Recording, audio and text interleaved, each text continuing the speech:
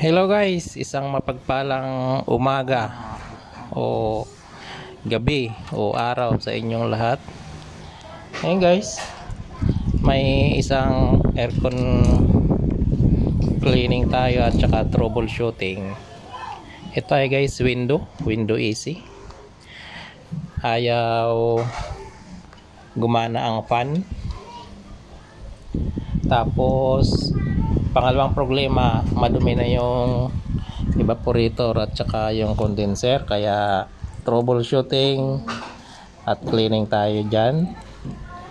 Ayan guys, ito tanggalin ko lang to guys, yung mga control nya para linisin mo na guys, kasi maganda talaga guys kung halimbawa AC hindi siya na masyadong malamig o anong problema. Mas maganda guys, linisin mo muna yung unit bago mo i-trouble, kasi baka mamaya yung madumi lang yung unit kaya hindi gumagana yung sensor, okay pa naman pala yung karga ng preyon. Kaya mas maganda guys, linis muna bago trouble. Pag walang linis, huwag nyo i-troubleshooting kasi mahihirapan kayo nyan. Ayan guys, kung tanggalin ko lang tong mga wire na to, itong spaghetti na to dito, tanggalin ko lang yan, tapos ilabas natin yung pan kasi ayaw gumana. Ayan guys, may kasama ko pala guys yung partner ko. Ayan, yung partner kong gumagawa. Ayan guys, kung bago ka lang sa aking YouTube channel, baka pwedeng paki-subscribe at paki-click mo rin ang bell button. Ayan guys, sige guys, at tatanggalin lang namin ito. Ilalabas namin yung pan para malinis ng husto ang evaporator at saka condenser.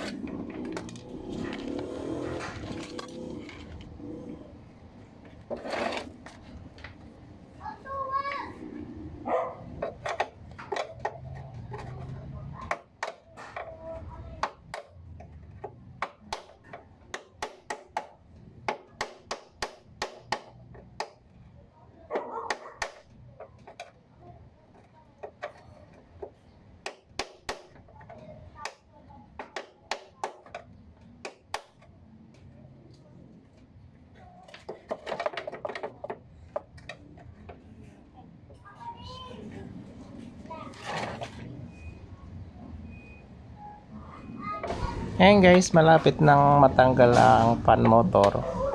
Yung fan motor kasi niya guys, nakakabit dito sa may, ayan, sa may takip ng condenser niya. Ayan, tinanggal na namin. Ayan yung problema guys dyan sa motor. Pre-wheel naman siya, kaso lang nag-open winding, kaya kailangan palitan ng kailangan ipa-rewind ang motor. Ayan siya guys, kaya ayaw gumana. Syempre basic linis tapos palit ng motor, tapos gagana yan guys. Ayan guys, maraming salamat sa laging panonood ng aking video. At kung bago ka lang sa aking channel Mapadaan, baka pwedeng paki-subscribe mo at paki-click mo rin ng bell button para updated ka sa lahat ng ina-upload kong video. Ayan guys, yung mga ko namin dito, basic lang naman to. Hindi naman to yung talagang troubleshooting na matutuyuan ka ng laway sa lalamunan. Ayan, mga basic lang naman ito guys, pag mga maliliit na unit. Basic. Basta wag mong kakalimutan yung mag back to basic lang. Ano mo yan. Makukuha mo lang yan. Yan. Ayan guys. And ano namin. Para ma-sure ball.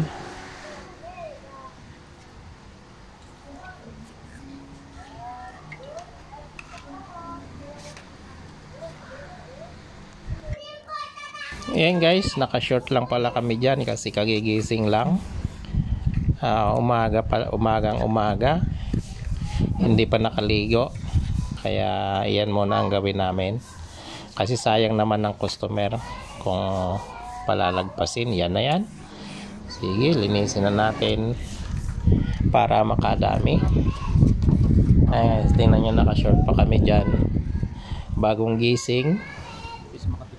Tapos may customer na agad. Ayan guys. Enjoy lang tayo guys kahit mainit.